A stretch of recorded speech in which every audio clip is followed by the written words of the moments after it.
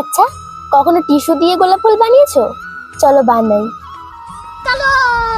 তার জন্য লাগবে প্রচুর প্রচুর টিস্যু আর একটা কাঁচের গ্লাস আর কিছু রং পেন্সিল।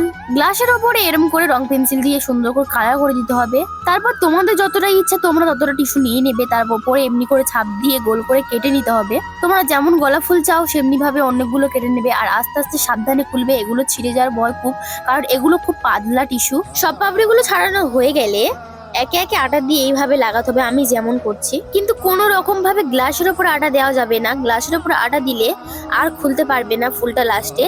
আগে কিন্তু টিস্যুটার ওপরেই আটা দিতে হবে, আর এই প্রসেসটা তোমরা কন্টিনিউ করতে থাকবে যতক্ষণ না এটা পুরো ভরে যায়। আমি এখানে একটা একটা করে লাগিয়ে লাগিয়ে দেখো একদম পুরোটা কমপ্লিট করে ফেলেছি, আর ফাইনাল রেজাল্টটা একবার তোমরা দেখো।